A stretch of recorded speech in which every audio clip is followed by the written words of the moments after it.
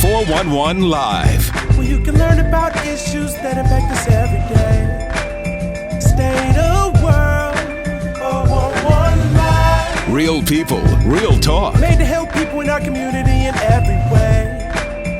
Boy, you're a girl, 411 Live. Hello, and welcome to another edition of the 411 Live. Real people, real talk. I'm Beverly Taylor. For those of you who are new to our podcasts, we focus on human trafficking, specifically sex trafficking. We want to bring awareness to this issue and also help in the healing process for victims. Well, this is part 2 of our podcast from our previous one. And this one we have titled Medical Help for the Survivor. Joining me again to talk about this is Dr. Angela Rabbit. She's the Associate Professor of Pediatrics at the Medical College of Wisconsin and part of the Child Advocacy and Protection Services. And also Dr. Wendi Ehrman, or I should say Ehrman, is joining us once again, and we thank her. And Wendi, I especially thank you because I know that you had a dental issue, and she still showed up. So we are thankful for that. She is also an associate professor of pediatrics and an adolescent medicine specialist. In part 1, which I hope that if you did not see it, you will go back and take a look at it because we talked about a lot of interesting things. But to highlight, we talked a lot about making healthcare professionals more aware of identifying and dealing with trafficked victims or survivors. We also talked to Dr. Ehrman, who deals a lot with the kids in the juvenile detention center, and we talked about the things that she sees there. Well, today we're talking about a new program that's launching, and these people are pivotal in that project. And this one will deal more with adults. So let's just dive into it. I want to also mention that we really want you to participate in this conversation. So send us your comments and your questions and your suggestions because we value that.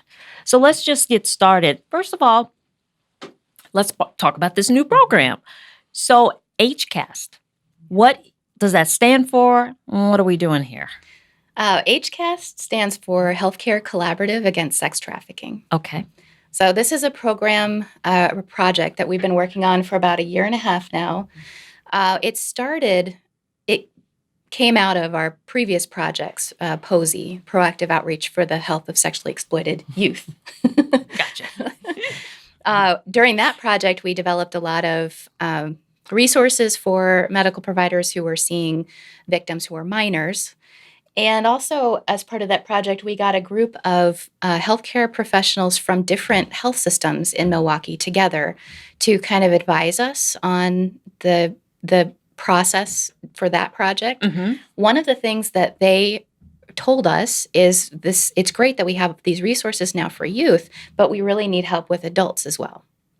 So they were kind of left out. Right. Okay. Yeah. So that was kind of the start of it.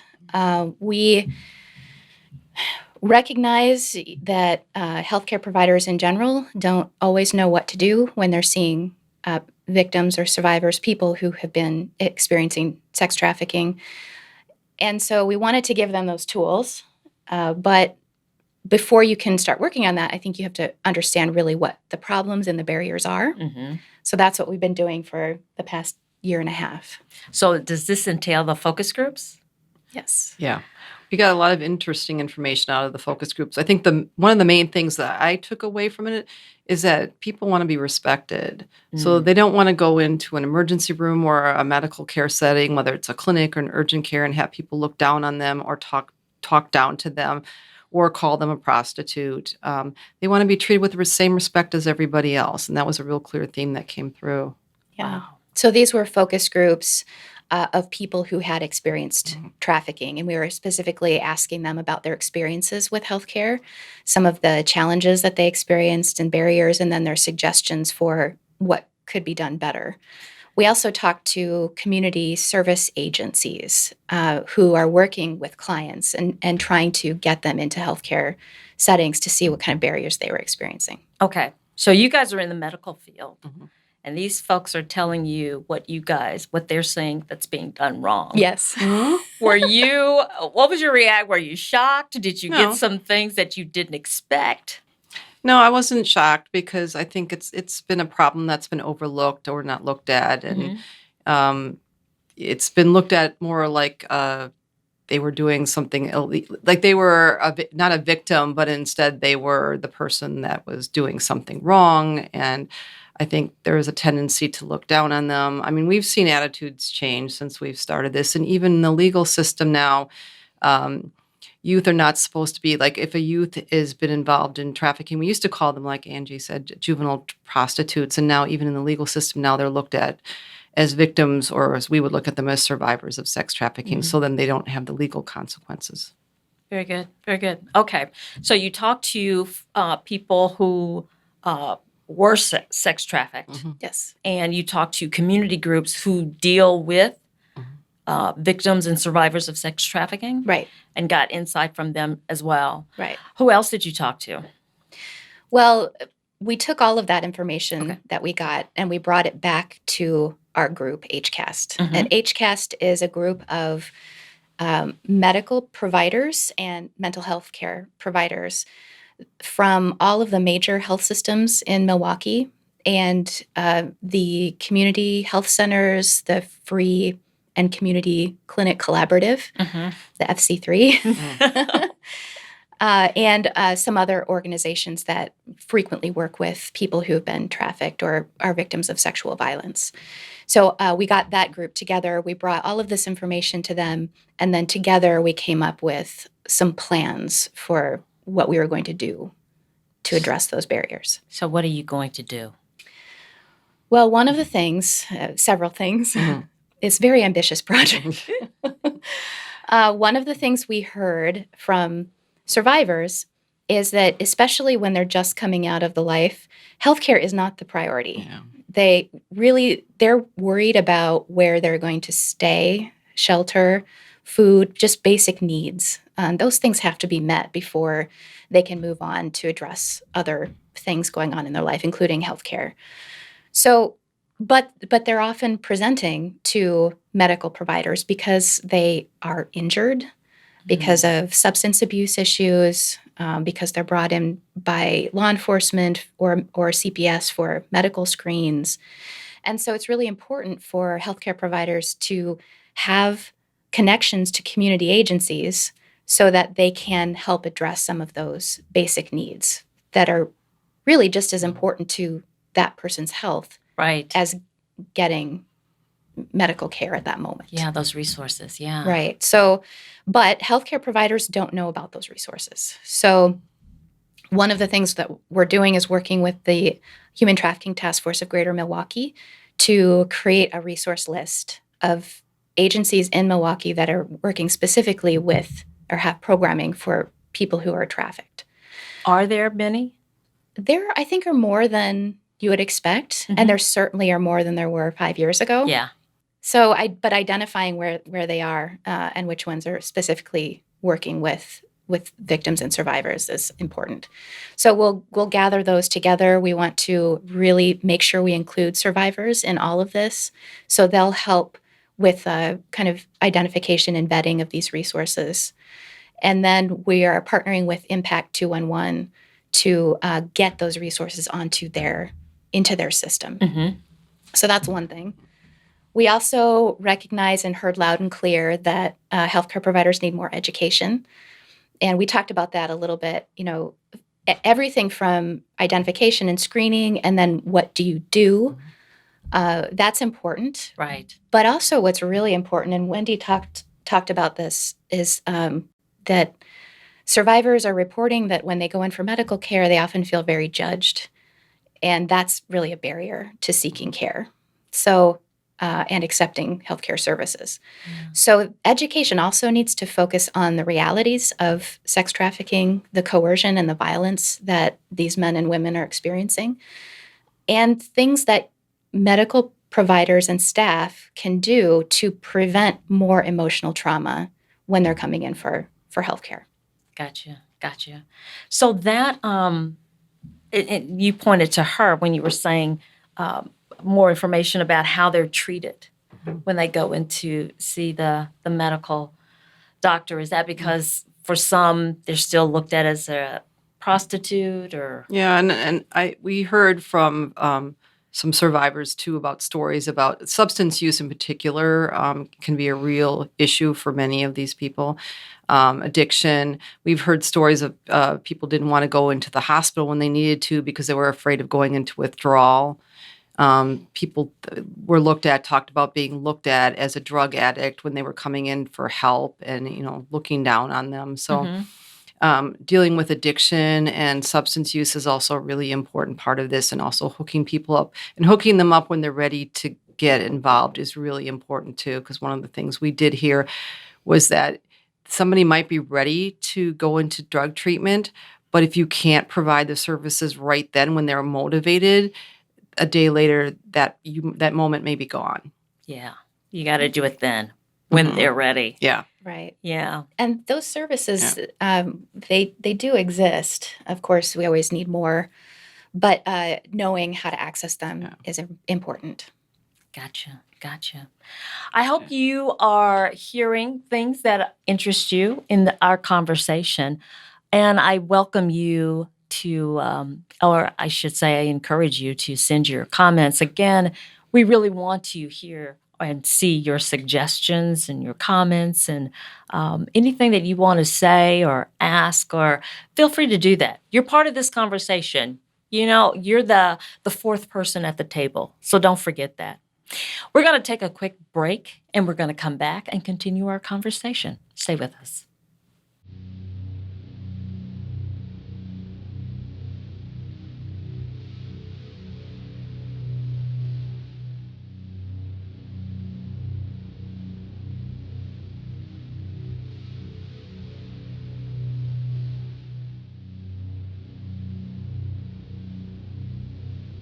Human trafficking is a global issue that is happening locally.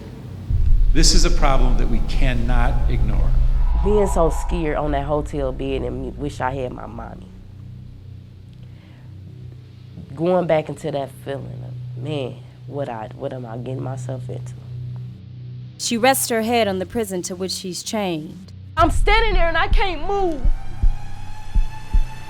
I can't go nowhere, I'm stuck.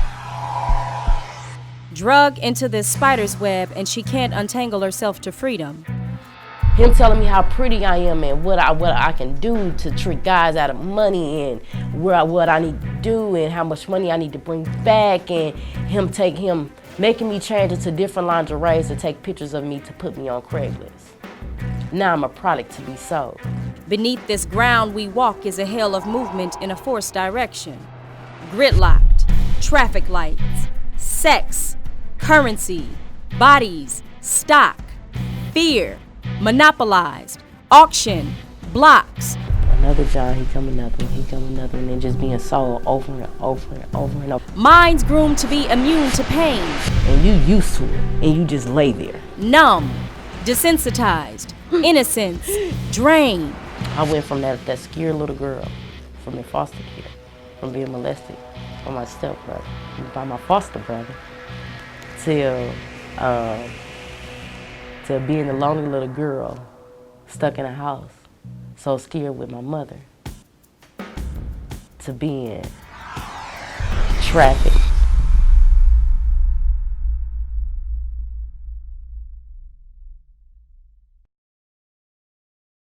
Welcome back. We continue our conversation with Dr. Ehrman and Dr. Rabbit. We're talking about HCAST, a new program that's being rolled out, and it focuses a little more on adults. Also, children are included, but we've got this important element with adults. Because why? You said that this group was kind of under, not really addressed. Yeah, there had been, over the last few years, there's been a lot of work to try to improve our response for youth. But what medical providers were saying is we also need some help for adults as well. So HCAST will be for both youth and adults. But while we're kind of getting things up and running, we're kind of focusing on responses for adults to get them up to speed as well. So what, Where are we in the process now? You guys, you have funding. Yep, we just found out that we are going to get funded for this through the Advancing Healthier Wisconsin endowment. So we're looking forward to moving right ahead starting January 1st. And this is a collaboration. It's not just the Medical College of Wisconsin is doing blah, blah, blah, blah, blah. Right. You have a vast group of people or agencies coming together, right? Yes. Yeah. And that was really important to us. One thing we were hearing and we were experiencing is the siloed approach. All of the health systems were kind of working separately on the same things. And they didn't know, one didn't know what the other was doing. Yeah. And we can be, I think, much more effective if we work together, if we share resources as much as possible, and help each other out. So that's why we put this group together. And it's not a program just of the medical college. It's really meant, these resources are really meant to be for all of the health systems and community health centers and free clinics throughout the city. So you talked about the focus groups and some of the responses, some of the responses about the physicians and how, they need to do better in certain ways of addressing victims and survivors of sex trafficking that come through. Some of the other things, you're dealing with adults. Homelessness, is that a big thing?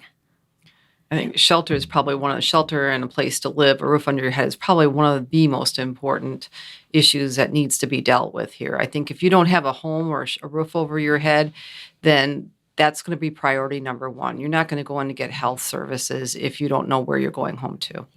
Yeah. I guess a lot of people have to deal with that issue too. Coming out of sex trafficking, and it's like, okay, I'm out. Where do I go now? Right. Yeah. So you have these resources that can kind of guide people through the process of getting on their feet. Well, I think there are programs in Milwaukee that focus on that, that really can do that well, can figure out what the needs are of the individual and help them fill those needs. And that's not always what a health system does. We don't focus on that, but we need to know where those agencies are so that we can guide our patients to those agencies when we identify concerns. So this program has the potential of becoming a model, I guess. Yeah. And that's kind of what we're hoping. I think we're starting small, thinking big. So we want to make this work so that other institutions, healthcare systems, cities can do the same thing or model the same program. So you're taking the healthcare system out of that little, kind of that little office or whatever. You're broadening things. Right. And that's the purpose, I guess. Yeah. Building relationships with the community. I think that's a big part of this. Yeah. We talked on the phone earlier. You were talking about potential grant funding for survivors. That's one thing that this funding will do. One of the issues with healthcare is that survivors or the people that the healthcare impacts, they haven't really had a say or a voice in protocols or policies that affect them. And we want to make sure that they have that power in the process. So, but they have needs that really need to be met. So we need to be able to compensate them for their expertise. And so that's one thing that this funding will help us do. There's one thing to deal with children, but when you are dealing with adults, you have a vast number of issues that come along with that because some of these adults have children. Yeah. Right. So that expands the needs, I guess. Right. So how do you maneuver all of that? It's just knowing the resources, where to go, who to call. And the questions to ask. Right. Yeah. Right. Are you excited about this project? Yeah. Yeah. We've been looking to do this for a long time, so we're very excited. What makes it different than the other projects that you've been involved with? I think the planning that has gone into it, they're just really trying to identify what the problems are and then work together with other health systems to figure out how we're going to respond to those problems and those barriers.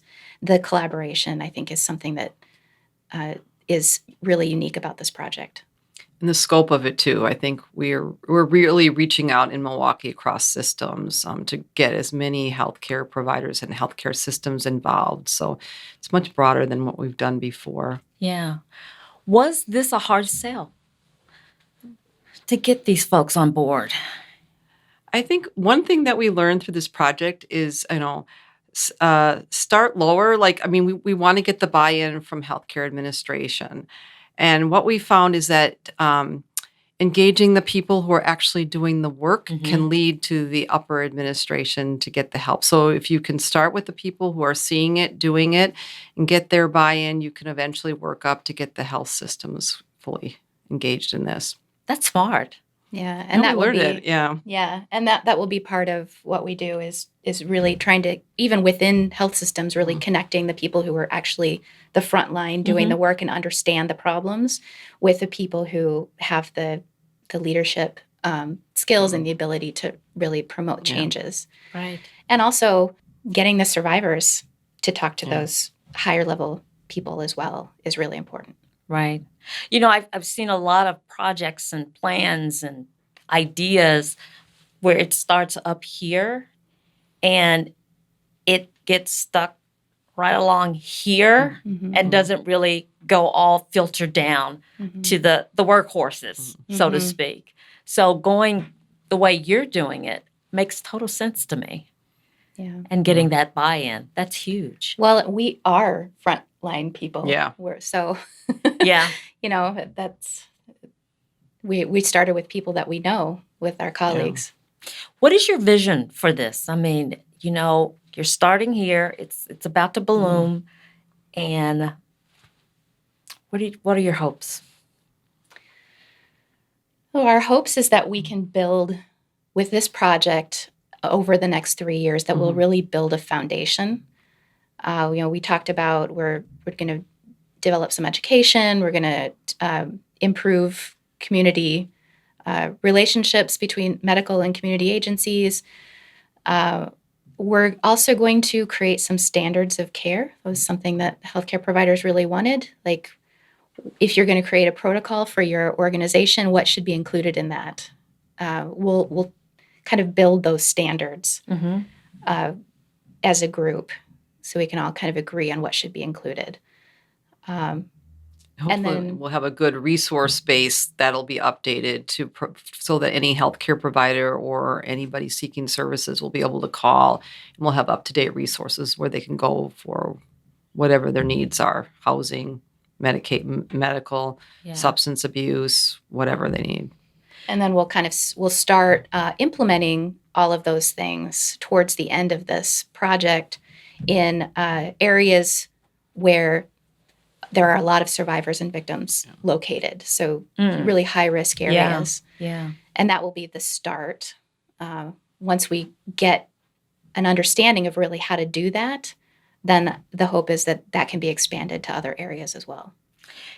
I would think one of the most frustrating things for a physician would be to have a patient come in and tell them all these things that they're dealing with, besides the medical, all these other things that cause tons of stress, which affect the medical, and not know what to do about it, right, or how to help them. Actually, a couple years ago, Dr. Reb and I were part of a presentation that we did for the medical college. And the first question that we got was, so I have this person in my office. Now what? Like, give me a number, give me the resources I need in a busy practice to handle that. Right. And so this is one of our incentives. This is one of the things that got us going. Right. Because medical providers don't even want to ask the questions if they don't know what to do with the answers. Right. They don't know where to send the patient. They don't know what to do. Don't black up my practice. Give me what I need to help this patient. One number. That's the goal. That's the goal. So you're about to accomplish that. We're working towards it. Yeah, we're working. So when will this project launch? January. It's right around the corner. Yeah. Yeah. So where are you in the process now? We are in the process of, so we've done the background work, we've formed the group, we have done the planning, we developed a charter, so we have a vision, mission, and a strategic plan. Mm-hmm. And then in January, that's when we really launch the action, the actually doing the plan. Right. Yeah. Right. So this community will really benefit from that. You see the need. Yeah. Definitely, right? Yes. Yes. Yeah. So are people coming to you and hurry up, we need it? There is some, and there are people, in health systems that are kind of jumping the gun, and we're trying to identify who they are so we can try to all get together and do it together, or at least be aware of what's happening in other systems. But yeah, there's a lot of interest in moving forward. Yeah. Yeah. It makes sense. A lot of people are excited about it. When you guys came up with it, started working on it, did you experience any pushback? No, I don't think we experienced pushback. We just wanted to make sure we were getting buy-in. Mm-hmm. Yeah.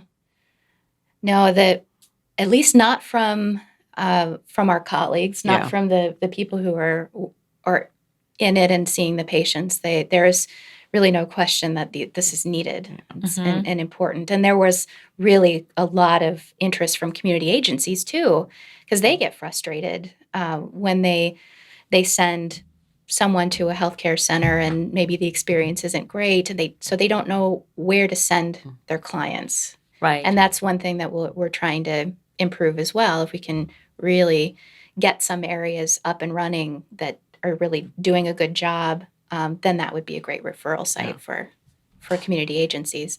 So there was a lot of interest there. I think there is going to be pushback.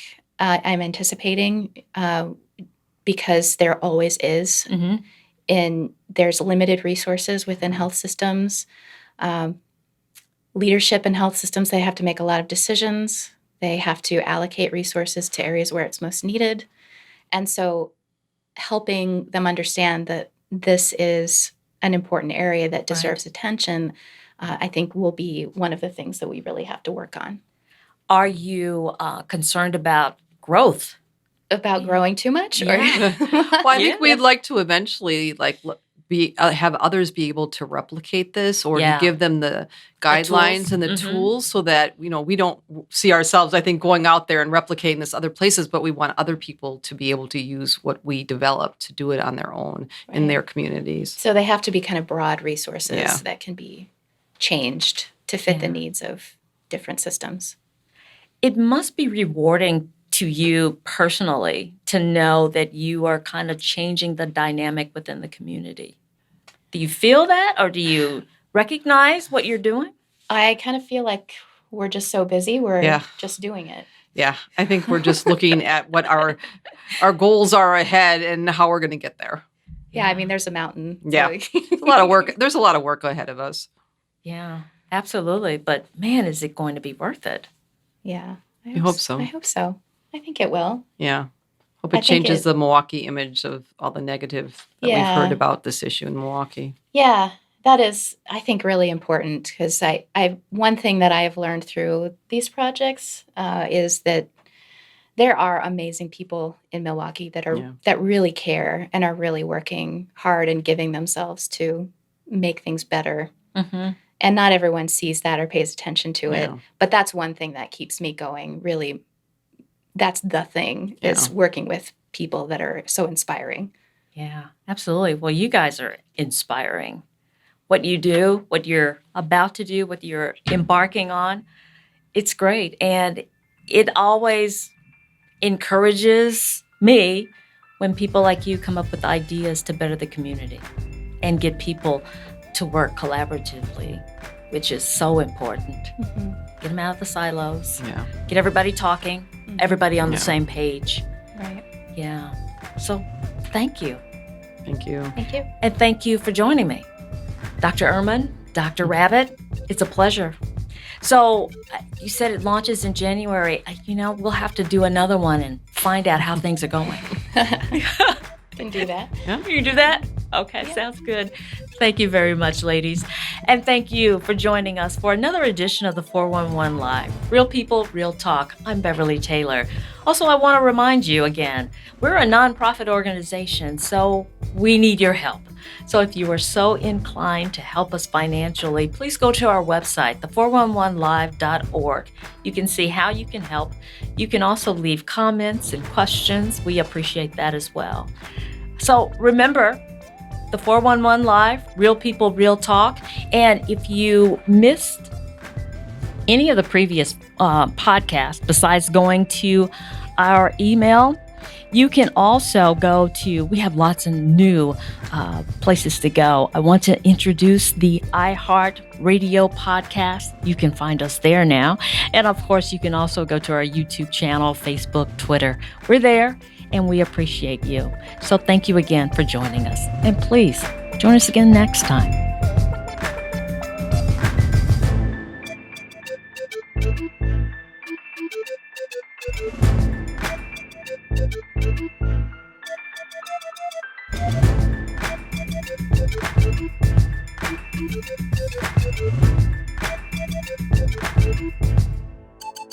Thank you.